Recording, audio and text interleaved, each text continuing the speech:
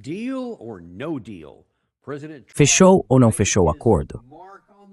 O presidente Trump ficou conhecido no mundo todo como um grande negociador, o mestre dos acordos. Ele se apresentou assim em 2016, depois de novo em 2020 e em 2024. Ele sempre fala que consegue fechar acordos que ninguém mais conseguiria. E os seus apoiadores vivem dizendo que esse presidente é capaz de levar pessoas à mesa de negociação como nenhum outro. Mas nada disso importa se você não consegue concluir o acordo. E se você cria condições que tornam quase impossível chegar a um resultado que te agrade, então você vai acabar em uma situação muito difícil. E é exatamente onde estamos agora, porque o presidente Trump tomou uma péssima decisão ao iniciar uma guerra que foi contra a Constituição dos Estados Unidos e contra os interesses nacionais americanos. Agora, ele está num buraco bem fundo. A pergunta é, se ele vai cavar ainda mais? So the question is he going to dig deeper or is he going to climb out? Because there's a ladder, Ou será que ele vai sair dali? Porque tem uma escada. Tem uma escada com a qual ele poderia sair e tem uma pá com a qual ele poderia cavar ainda mais fundo.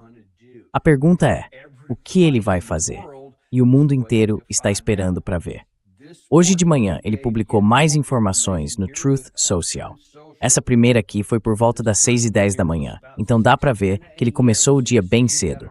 No começo, ele só desabafa um monte de coisas. Nem vale a pena ler essa parte. Mas mais embaixo, na parte que eu destaquei, ele diz o seguinte: o acordo com o Irã vai ser ou um grande e significativo acordo, ou não vai haver acordo nenhum. Ou seja, acordo ou nada. E ele diz que vai ser exatamente o oposto do desastre do JCPOA, negociado pela fracassada administração Obama, que, segundo ele, abriu um caminho direto e claro para que o Irã tivesse uma arma nuclear.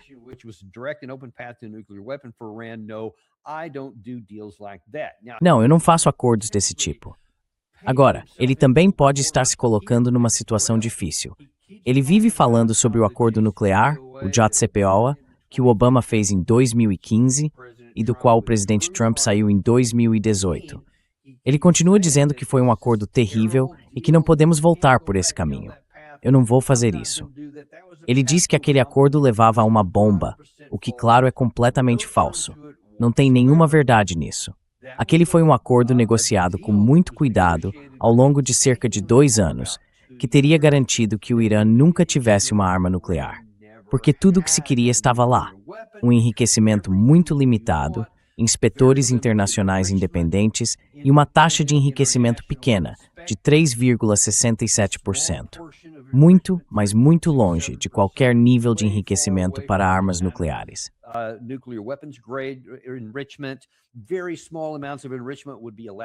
Pequenas quantidades de enriquecimento eram permitidas no país. Eles tinham enviado, não lembro exatamente quantas toneladas, de vários tipos de material que foram mandados para fora. E só podiam manter estoques muito pequenos. Não havia nenhum caminho para construir uma bomba, além do fato de que eles mesmos declararam que não tinham interesse em ter uma bomba. Então tudo isso era o que o acordo nuclear, o JCPOA, garantia, o acordo do qual o presidente Trump se retirou. Depois disso, eles passaram a enriquecer urânio a 20%, depois a 60%. E cada vez faziam isso em resposta à nossa saída do acordo, ou alguma nova sanção, ou qualquer outra medida que a gente tomava. E mesmo assim, eles sempre tentavam voltar para o acordo.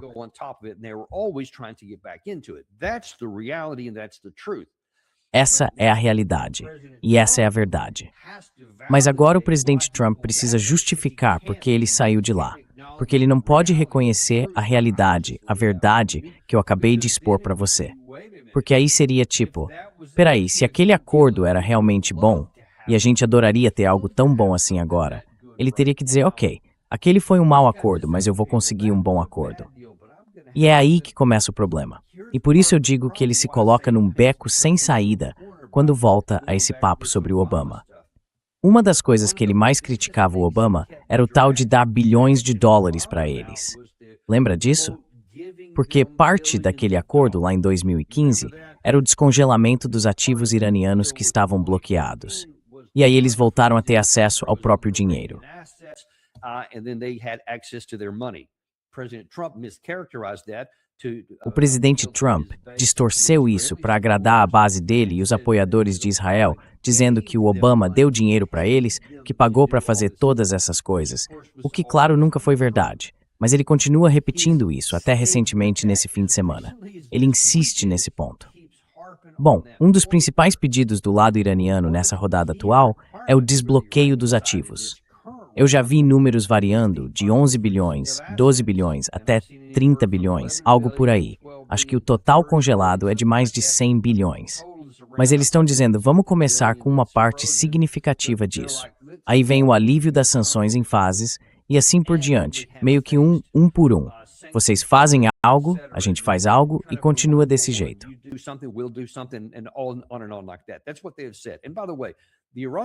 É isso que eles disseram. E, aliás, o lado iraniano está disposto a negociar. Você vai ver alguns detalhes sobre isso aqui no programa. Eles não estão simplesmente dizendo, não vamos fazer nada, vamos só exigir tudo e pronto. Eles dizem que estão dispostos a negociar. Em alguns pontos, estão dispostos a cederem algo para conseguir outra coisa. Então isso é um sinal positivo e é uma oportunidade para a gente encerrar essa guerra. Tirar isso da pauta e parar de cavar ainda mais o buraco em que a gente mesmo se meteu. Mas a questão é, será que o Trump vai levar isso adiante? Aquele primeiro post dele no Truth Social foi às 6h10 da manhã. Aí umas 2h30 depois, mais ou menos, ele postou esse outro.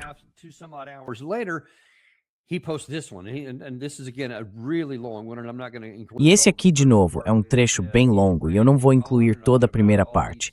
Ele fica falando sem parar sobre várias coisas que aconteceram. Diz que quer uma paz que nunca existiu em 5.000 anos e cita todos esses líderes do Oriente Médio com quem teria conversado e por aí vai.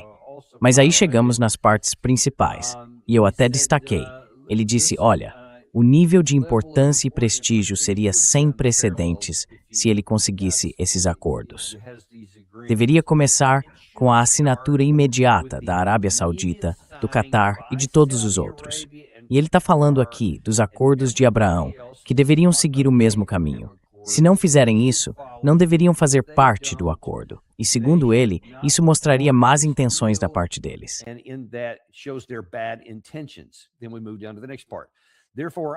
Então, vamos seguir para a próxima parte. Portanto, eu estou fazendo um pedido obrigatório, e só isso já é um uso meio estranho da língua inglesa, para que todos os países assinem imediatamente os acordos de Abraão. E que se o Irã assinar o acordo comigo, como presidente dos Estados Unidos da América, seria uma honra tê-los também como parte desse acordo sem precedentes, a coalizão mundial.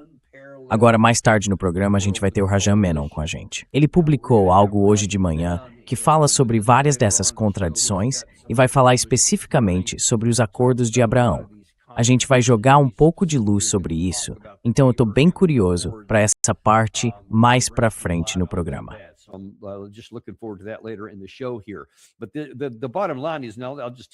Mas, no fim das contas, e vou dizer isso de forma bem direta, a Arábia Saudita não vai assinar os acordos de Abraão só porque o Trump anda irritado no Truth Social. E eu duvido que mais alguém na região vá fazer isso também. Tem um motivo para eles não terem feito até agora. Alguns países assinaram os acordos de Abraão durante o primeiro mandato do presidente Trump. E, aliás, eu aplaudi isso. Achei que foi um bom acordo. Tudo que avança na direção da reconciliação entre o mundo árabe e o mundo israelense é algo positivo. Se mais gente puder entrar nisso e todo mundo estiver falando em paz, seria ótimo. E se de alguma forma der para incluir o lado iraniano nessa equação, para tirar da mesa as bases e as causas que geraram tanto conflito na região, seria fantástico. Agora, não sei se isso é realmente possível.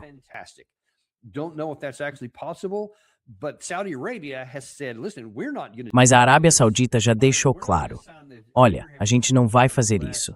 Não vamos assinar os acordos de Abraão enquanto os palestinos na faixa de Gaza e na Cisjordânia não tiverem um Estado próprio, com algumas liberdades, e enquanto continuarem sendo atacados. Eles dizem, tudo bem, quando isso acontecer, a Arábia Saudita sempre disse que vai assinar os acordos de Abraão. E eles não vão mudar isso agora. Não vão abrir mão dessa exigência só porque o Trump publicou algo no Truth Social. Então, para mim é simples, esquece isso. O Rajan vai explicar melhor sobre isso em um minuto. Rajan will explain more on that in a minute. Today, this morning, Hoje de manhã, o presidente Trump foi à Fox News e disse: aliás, ótima notícia aqui, 95% concluído. Estamos 95% do caminho com o acordo com o Irã. A gente já não ouviu isso antes. Quantas vezes, desde que essa guerra começou, ouvimos todo tipo de coisa dizendo que o Irã basicamente concordou com tudo, que já tínhamos praticamente todos os acordos prontos e que só faltava assinar. E isso nunca acontece. Eu realmente fico me perguntando, por que as pessoas continuam acreditando nessas coisas? E o mercado reage. Quer dizer, é isso que tem de tão cômico ou tragicômico nessa história. O Trump fala esse tipo de coisa como fez no fim de semana.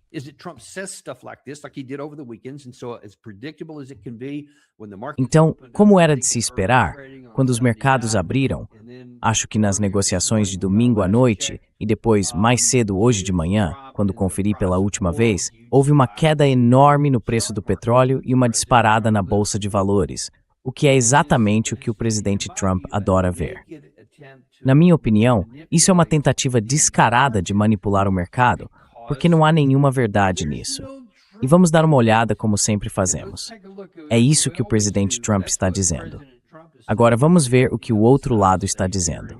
E aqui estão alguns comunicados conflitantes desta manhã. O primeiro deles foi, deixa eu ver, sim, aqui está, 3 da manhã.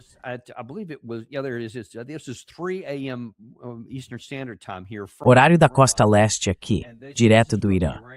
E eles disseram, isso vem da agência de notícias iraniana, um diplomata sênior do Irã afirmou, não foram feitos compromissos com o outro lado em um possível acordo com os Estados Unidos sobre a questão nuclear. O presidente Trump diz que está 95% concluído. O Irã, por sua vez, diz que nenhum compromisso foi assumido. Eles continuam.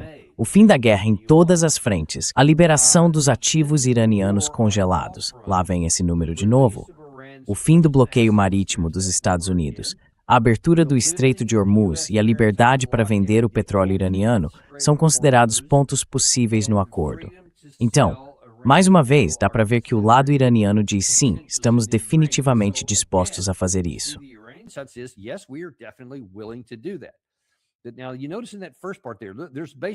Agora, dá para perceber que nessa primeira parte aí, basicamente existem duas partes, ou duas fases, sobre as quais o Irã está disposto a negociar.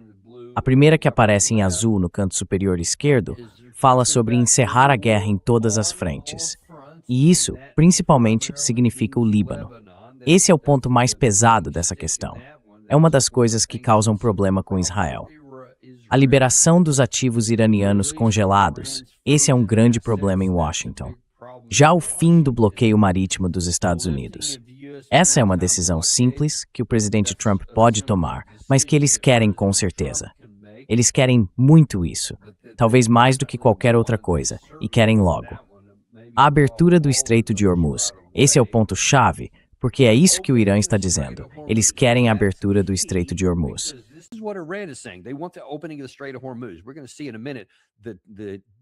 Daqui a pouco, a gente vai ver em que condições eles acham que o estreito deve ser aberto, em contraste com o que os Estados Unidos fazem. A liberdade de vender o petróleo do Irã também faz parte do possível acordo. Aí, passando para o próximo ponto, no canto superior direito, esse foi às 4h47 da manhã, mais ou menos 1h30 depois, um diplomata iraniano sênior disse o seguinte: se os americanos começarem a cumprir os compromissos em andamento da primeira fase do acordo, então, e só então, começa a fase 2. Nessa fase, a questão nuclear, o enriquecimento e os estoques de urânio altamente enriquecido vai ser tratada em troca do fim das sanções e da liberação total dos ativos iranianos congelados, durante um período de negociação de 60 dias. E nesse cenário, as forças americanas se retirariam completamente da região em torno do Irã.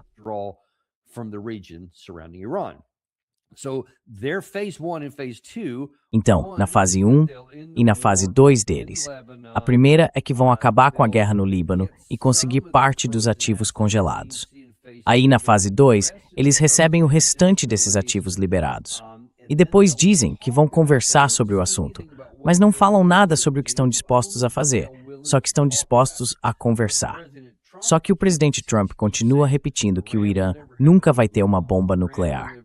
O Irã nunca vai ter uma bomba nuclear, infinitamente. Ele fala isso quase toda vez que o tema aparece. E o problema é que o Irã responde algo como, tá, a gente chega lá depois. Tipo, depois desse período de 60 dias que tá para começar.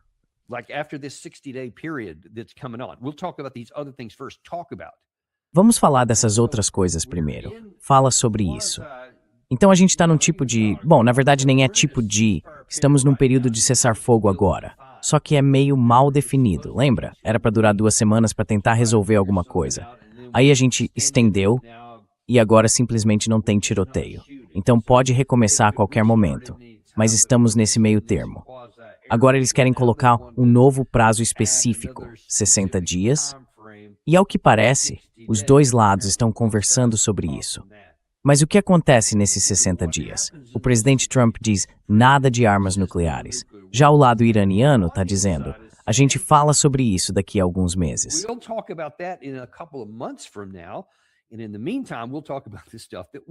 Enquanto isso, a gente vai falando sobre o que quer.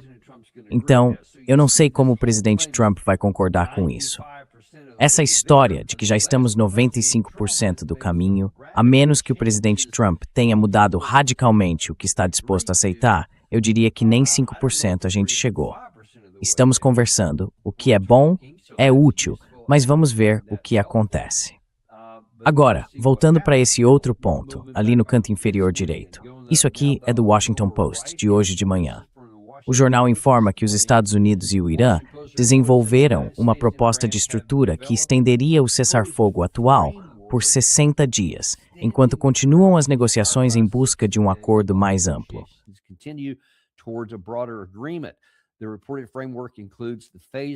O que foi divulgado inclui a reabertura gradual do Estreito de Hormuz, a retomada do tráfego marítimo e a suspensão das operações militares em várias frentes regionais, como no Líbano.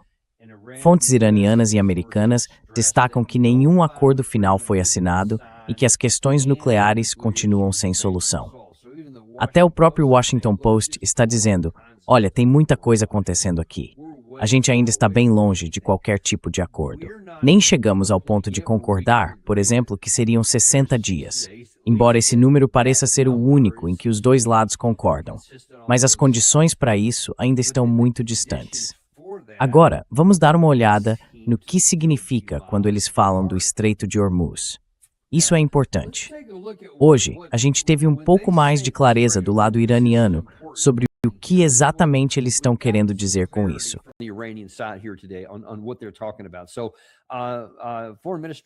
Então, o porta-voz do Ministério das Relações Exteriores, Bagheri, disse hoje de manhã, olha, isso foi às 4h43, horário de Washington. O Ministério das Relações Exteriores do Irã confirmou que será cobrada uma taxa ambiental dos navios. Segundo Bagheri, não existe pedágio. As pessoas devem usar a terminologia correta. O Irã e Omã estão elaborando um novo protocolo dentro desse novo sistema. Serviços marítimos serão oferecidos para proteger o meio ambiente do Estreito de Hormuz, do Golfo Pérsico e do Mar de Omã, o que exige a cobrança dessa taxa ambiental. A expectativa é chegar a um acordo com o Omã sobre o assunto em breve. Então, como o presidente Trump continua dizendo que não vai haver pedágio, que não existe pedágio, que eles não podem cobrar, que não vão ter controle sobre isso, o Irã responde, é tudo bem, não tem pedágio.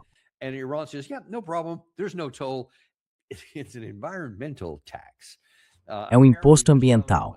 Aparentemente, existe alguma lei internacional do mar que diz que você não pode cobrar pedágio em vias navegáveis internacionais, e por aí vai. E uma parte do Estreito de Hormuz, especialmente naquele ponto mais estreito, se estende bastante tanto a partir de Omã quanto do Irã, cobrindo uma boa parte dele. Mas ainda existem trechos de águas internacionais no meio, de acordo com todas as medições. Então, para contornar isso, eles simplesmente brincam com as palavras. Sei lá, acho que eles têm prestado atenção no presidente Trump e pensaram, se ele pode mudar o significado das palavras, acho que a gente também pode. No fim das contas, eles vão dizer que mantém controle total. Agora há pouco, no noticiário bilíngue em árabe e inglês, o professor Morandi deu um pouco mais de detalhes sobre o que exatamente os iranianos estão dizendo a respeito do Estreito de Hormuz.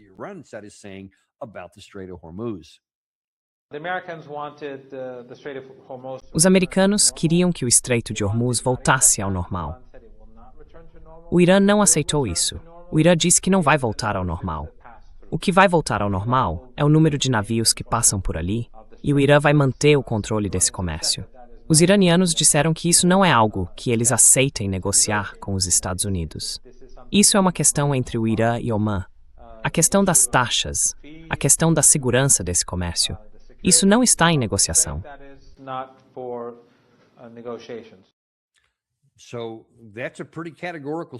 Então, essa é uma declaração bem categórica. E isso é algo que o lado iraniano vem dizendo desde o começo. Eles afirmam que depois que conseguiram isso, nunca tiveram esse tipo de influência nos primeiros 47 anos. E ele me disse isso muitas vezes. E o professor Morandi vai voltar ao programa esta semana. Estou ansioso por isso, como sempre, para ouvir a visão do lado iraniano. Seja ela boa, ruim ou complicada, tanto faz. Certo ou errado, a gente sempre vai ouvir os dois lados para tentar entender qual é a verdade aqui e onde pode haver uma chance de acordo mútuo para acabar de vez com essa guerra. Porque a gente realmente precisa muito disso.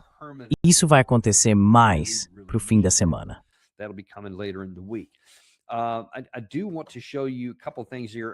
Quero te mostrar algumas coisas aqui. Isso faz parte do motivo pelo qual o presidente Trump repete o tempo todo: não tenho pressa. Ele disse isso de novo neste fim de semana. Tenho todo o tempo do mundo, não estou preocupado com nada. Pois é, talvez ele devesse começar a se preocupar com algumas coisas. Esse aqui é o Art Berman, um especialista na indústria do petróleo que eu conheço. A gente talvez consiga trazê-lo ao programa em breve. Ele é um especialista com décadas de experiência nesse setor. E ele diz o seguinte: olha, a posição de negociação do Irã hoje nunca foi tão forte em 47 anos. A vantagem deles aumenta a cada dia, porque os estoques de petróleo continuam caindo. A Europa vai estar com os tanques praticamente vazios em um mês. E os Estados Unidos, em julho.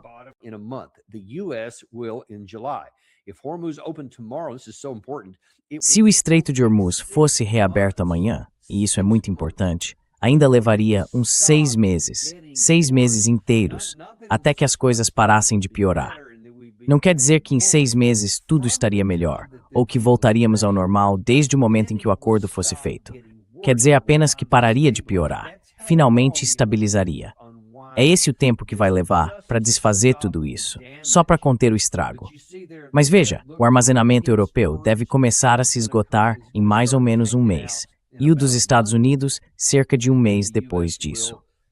Então, um dos motivos pelos quais o preço do petróleo tem sido tão fácil de manipular é que todo o fluxo que deixou de sair pelo Estreito de Hormuz vem sendo compensado pela liberação de petróleo das reservas estratégicas e de outros estoques espalhados pelo mundo.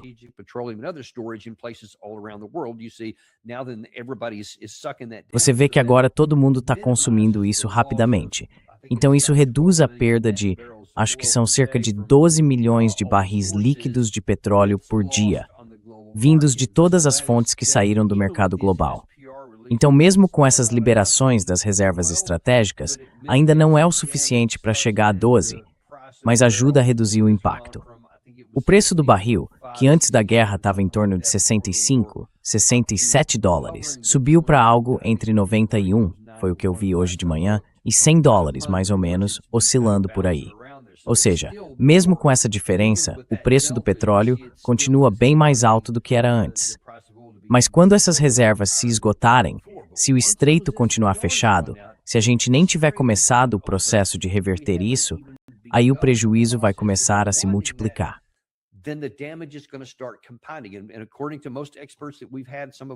E de acordo com a maioria dos especialistas que a gente já entrevistou, alguns deles até vieram aqui no programa, vai haver um aumento no preço. E não vai ser só aquele aumento de $1,20, $1,30 por semana, subindo aos poucos. Pode subir 45, 75 centavos em uma semana e continuar subindo. E aí não tem como reverter isso. Quando você já usou as reservas estratégicas de petróleo, você fica limitado para conter o preço. Não dá para manipular o mercado quando não tem petróleo. Dá para fazer isso enquanto ainda há reservas para liberar, mas não nesse outro cenário. Agora, eu já falei isso antes e a gente teve o Mike Adams aqui no programa. A avaliação dele é que já temos, digamos, uma escassez de alimentos praticamente garantida, porque, mais uma vez, os problemas com os fertilizantes ainda não foram resolvidos.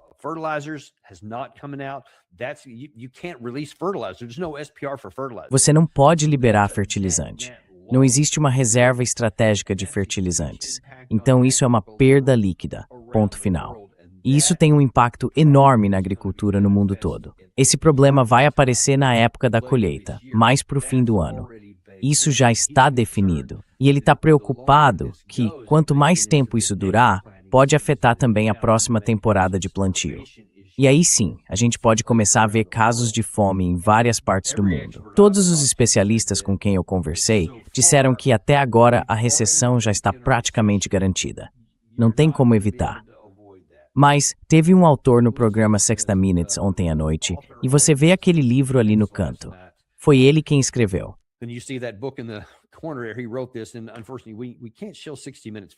Infelizmente, a gente não pode mostrar o programa 60 Minutes por algum motivo. Eles sempre desmonetizam isso. Mas você pode voltar e assistir depois. O Andrew Ross Sorkin disse que uma grande quebra é inevitável. E ele falou isso, aliás, antes da guerra começar. A guerra só piorou a situação. Então, provavelmente, não é só uma recessão. Ele disse que mesmo sem a guerra, em algum momento, uma depressão, uma grande depressão comparável à de 1929, vai acontecer. Essa foi a mensagem dele ontem à noite. Então, se o presidente Trump não quiser lidar com isso, e quiser pelo menos tentar adiar ou amenizar o impacto, ele precisa abrir o estreito o quanto antes.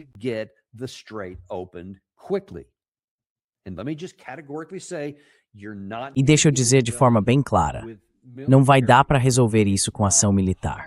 Simplesmente não é possível. Se fosse, a gente já teria feito nos primeiros 40 dias.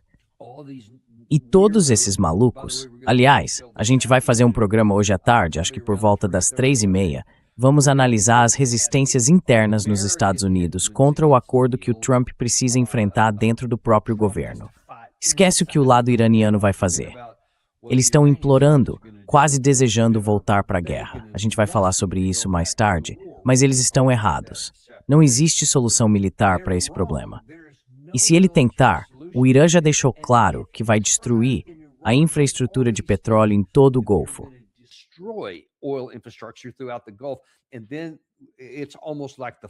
E aí é quase como se as comportas de uma depressão fossem se abrir. Então o presidente Trump não pode seguir por esse caminho. Ele vai ter que escolher um rumo que envolva algum tipo de acordo negociado ou talvez uma estratégia de simplesmente se afastar da situação. E com toda essa contradição acontecendo, eu quis chamar um amigo meu, que já esteve aqui com a gente antes, o Rajan Menon.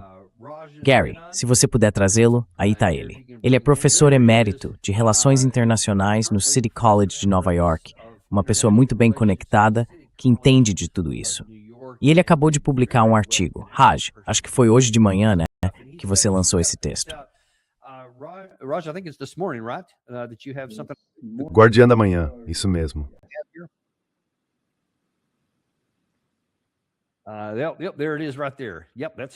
Aí está, bem ali.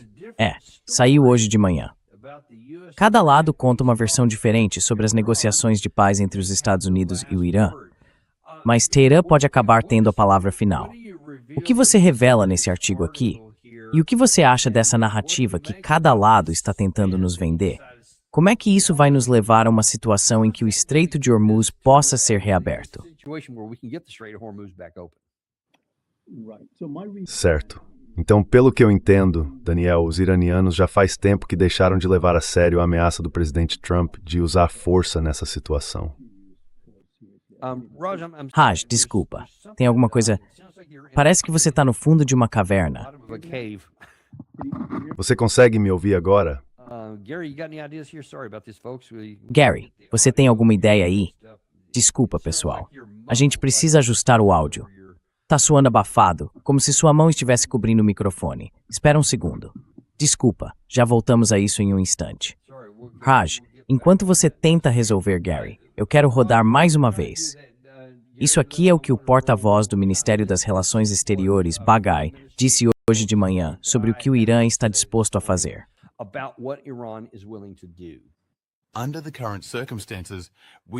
Nas circunstâncias atuais, não planejamos nenhuma viagem ao Paquistão, nem a visita de uma delegação paquistanesa ao Irã.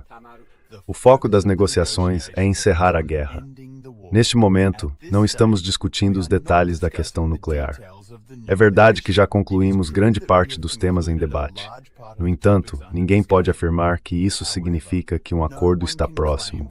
Ainda não definimos um cronograma nem um prazo específico para a conclusão. Mas, como República Islâmica do Irã, certamente faremos todo o que estabelecido em um resultado o mais rápido possível.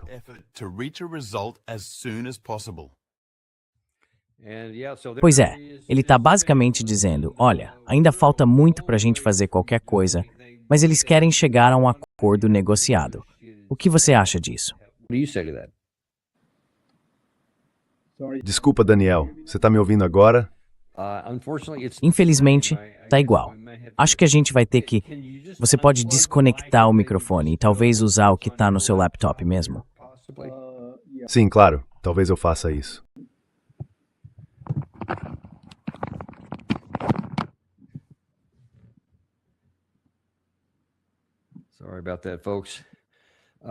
Desculpem por isso, pessoal. A gente já resolve isso em um segundo. Só mais uma coisa. Na verdade é a mesma. Não muda nada. Talvez você possa tentar sair e voltar de novo para ver se o outro microfone funciona. Enquanto isso, tem mais um trecho de áudio que eu queria mostrar. É de um dos conselheiros militares do líder supremo do Irã.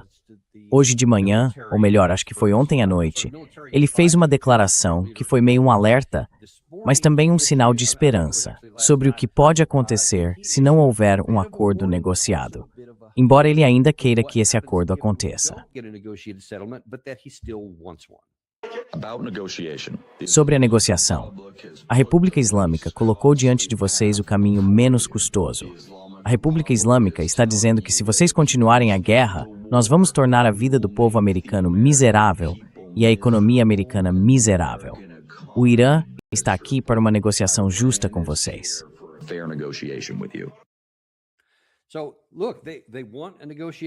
Olha, eles querem um fim negociado, mas estão dizendo que se isso voltar a ser guerra, e claro, a qualquer momento pode voltar ao conflito, a gente sabe, por várias fontes nossas no Oriente Médio, que os Estados Unidos já estão prontos há muito tempo. Em Israel, a qualquer momento, a ordem de guerra poderia ter sido dada. E o próprio presidente Trump afirmou que na terça-feira passada, eles estavam prontos para agir, ele ia dar a ordem, e acabou não dando. Depois, me disseram que neste último fim de semana, de novo, praticamente tinham tomado a decisão. E aí voltaram atrás no último minuto. Do lado iraniano, eles estão dizendo, se vocês fizerem todas essas coisas sobre as quais eu venho alertando, e ele repetiu isso aqui, nós vamos reagir de um jeito que vocês não vão gostar.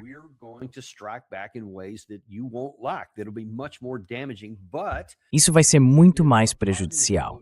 Mas ele terminou com uma nota positiva. Teremos um acordo negociado desde que seja algo justo. E, de novo, o Irã está disposto a ceder alguma coisa para conseguir outra em troca. Vamos ver se o Raj voltou com a gente aqui. Bom, acho que vamos ter que seguir assim mesmo. Tá mais ou menos como antes, mas a gente não consegue te ouvir. Então é isso. Desculpa, essa microfonia na stela de menor do previrt. Fernbergsum Toe. Acho que a gente realmente não consegue ouvir ele, não. Tá ruim desse jeito mesmo. Tá bom. Tem alguma coisa que eu possa ajustar nas configurações, Gary? Meu microfone está conectado. Ele aparece aqui. Isso é com você, Raj. Quer dizer, eu realmente não sei como poderia te ajudar, infelizmente. Tá bom. Espera um pouco. Tá, a gente talvez tenha que fazer isso outra hora.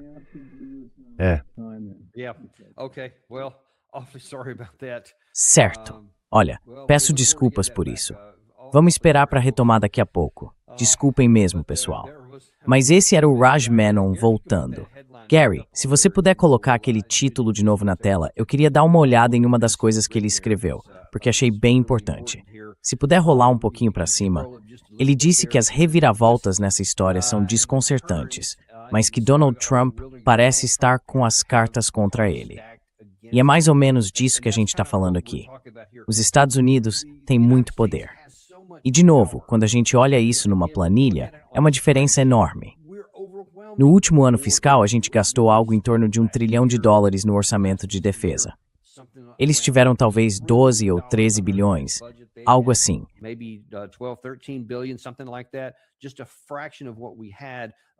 Só uma fração do que a gente tinha.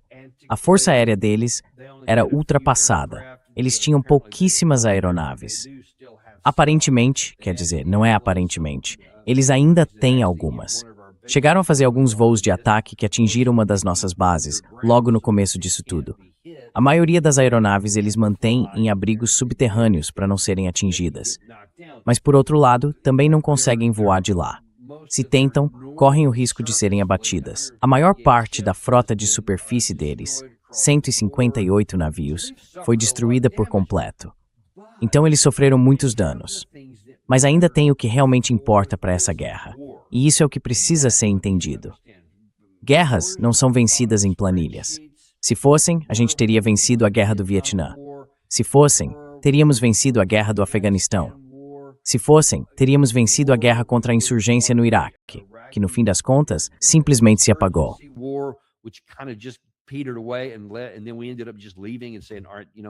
E aí a gente acabou simplesmente indo embora e dizendo, tudo bem, vocês resolvam isso.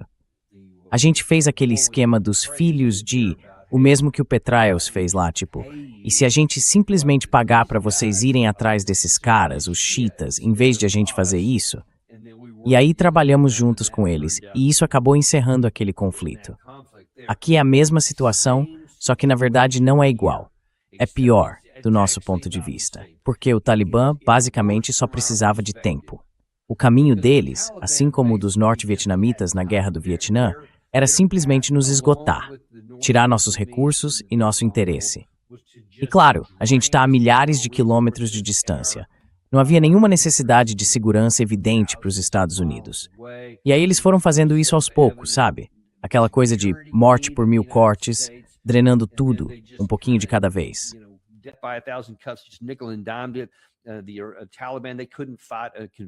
O Talibã não tinha como enfrentar a gente numa guerra convencional. Eles tiveram que usar bombas nas estradas, emboscadas e tudo mais. E no fim, acabaram nos desgastando ao longo de 20 anos. No Vietnã, isso durou mais ou menos uma década. Mas essa situação é diferente, porque o Irã tem capacidade de atacar, e atacar com força os nossos interesses. E na defesa, eles contam com cadeias inteiras de montanhas, várias cordilheiras ao longo de toda a fronteira oeste, o que os torna quase impenetráveis. Provavelmente é por isso que tentamos vencer só com ataques aéreos, sem usar tropas em terra. A gente percebeu, olhou o mapa e pensou isso nunca vai funcionar. Aí dissemos, quer saber? Olha só, dá uma olhada no Iraque ali do lado esquerdo.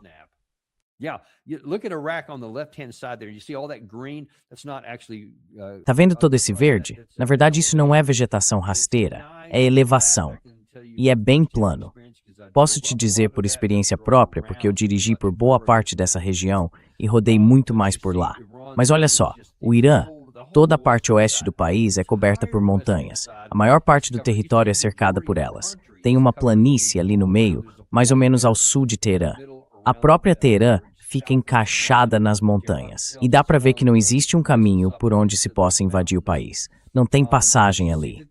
Então essa opção simplesmente não existe pra gente.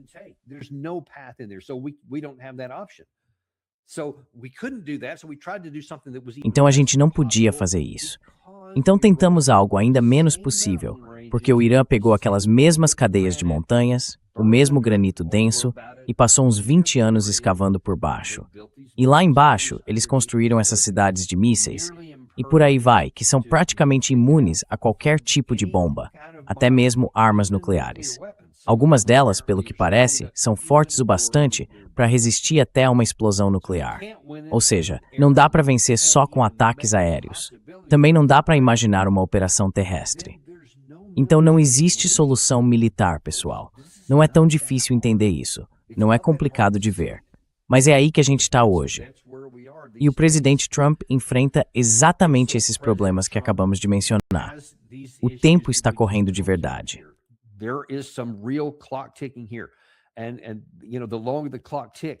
E quanto mais o tempo passa, pior vai ficar. Agora vocês estão numa recessão. Aqui é uma depressão. E o presidente Trump, eu acho que ele ainda não entendeu isso. Dizem que ele é muito bom com o mercado, mas o que ele faz é olhar para os indicadores de hoje. O que o mercado está fazendo agora? O que eu posso dizer para ajustar isso? Ele está com uma visão totalmente limitada, só enxerga o mercado de hoje.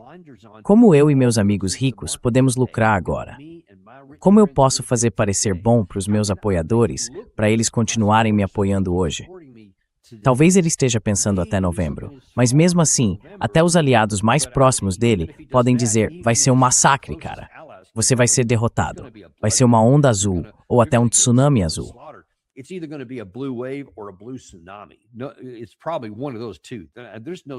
Provavelmente é uma dessas duas opções. Não existe cenário em que especialmente a Câmara dos Representantes continue nas mãos dos republicanos. Quer dizer, a margem já era mínima, e com a impopularidade dele, não tem chance de repetir isso. Agora, se vier uma recessão, e se você ouvir o que o Lindsey Graham anda dizendo, e tentar voltar atrás, o preço do petróleo vai ficar muito mais alto do que está agora. Isso não dá para manipular. Assim como não dá para manipular o preço da gasolina, do diesel e, por consequência, de tudo que depende de transporte para chegar ao mercado. Qualquer produto, ou até para produzir comida, e por aí vai.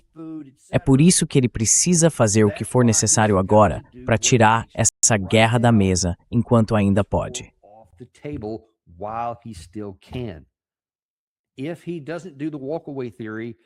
Se ele não seguir a teoria de se afastar e, em vez disso, optar pelo plano de bombardear, todas aquelas coisas ruins que eu mencionei vão piorar muito.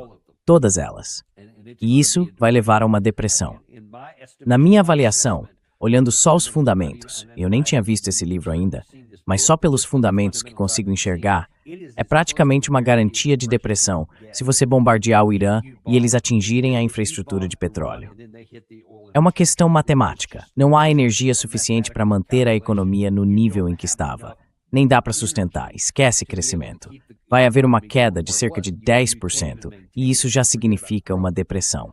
Então a única forma de o presidente Trump evitar isso é ou seguir a estratégia de se afastar ou negociar os termos.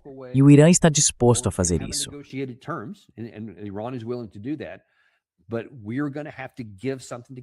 Mas a gente vai ter que ceder alguma coisa para conseguir outra. Então, ele vai ter que fazer algo que nunca fez no cargo, uma negociação de verdade, onde a gente realmente negocia. A gente dá e a gente recebe. E os termos que a gente conseguir não vão ser bons. Esse é o problema. É por isso que eu sempre disse que não acho que ele consiga um acordo negociado que o Irã aceite, porque isso exigiria que ele aceitasse algo que eles querem e desse algo em troca.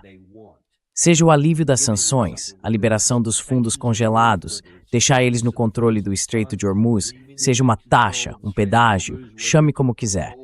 Todo mundo vai perceber isso. E claro, ainda tem a questão do Irã, de Israel. Nem mencionei isso ainda.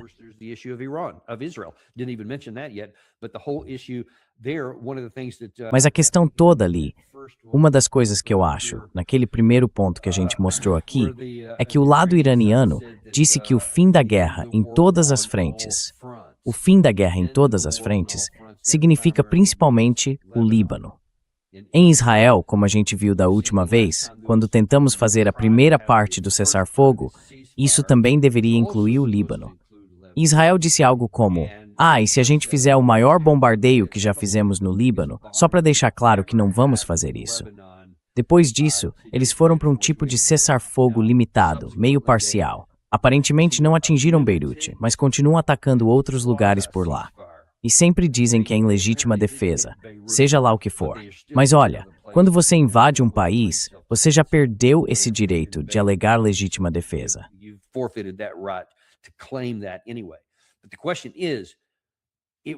Mas a questão é que isso basicamente dá a Israel um poder de veto. Será que eles vão usar isso e dizer, não vamos parar de lutar no Líbano? Lembre que eles têm tropas em solo libanês, então teriam que recuar para o próprio território para transformar isso num cessar-fogo em todas as frentes. Ou pelo menos, teriam que silenciar as armas. E eles claramente não querem fazer isso, ainda mais com toda aquela briga dentro de Israel, dentro do círculo mais próximo do Netanyahu, que está gritando para expandir a guerra no Líbano. Então, e se eles continuarem nesse caminho? Ou seja, mesmo que os Estados Unidos e o Irã cheguem a um acordo em tudo, o Irã não vai ceder nesse ponto do cessar-fogo total. Esse foi o primeiro ponto que eles deixaram claro lá. Então, se Israel vetar isso e disser não, vamos continuar lutando, será que o Trump simplesmente vai desistir?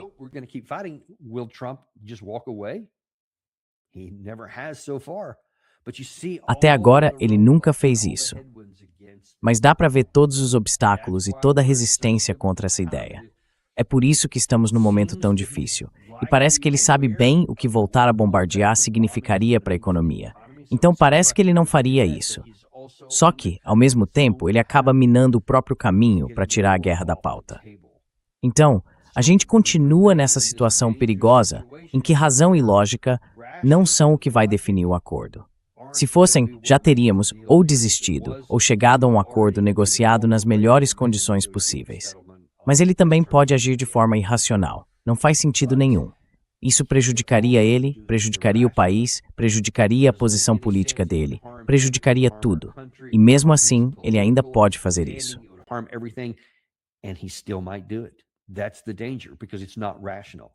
Esse é o perigo, porque não é algo racional. A gente vai ter que esperar para ver se isso vai dar certo. Vamos ter que esperar para ver como o lado israelense vai reagir. Mas a gente volta hoje à tarde para mostrar se o lado israelense vai enfrentar alguma resistência nisso. Vamos falar um pouco mais sobre isso também. Mas eu quero mostrar as dificuldades que ele enfrenta dentro do próprio partido e como é difícil para ele fazer o que é certo ou até colocar em prática o que ele realmente quer, com toda essa pressão contrária. A gente se vê então às 3h30 no Daniel Davis Deep Dive. E olha, eu não estou aqui para te convencer a comprar ouro, nem para dizer como você deve cuidar da sua carteira de ações. Mas tem uma forma de você ajudar a gente. Se inscreve no canal, deixa o like e compartilha isso com alguém que você gosta.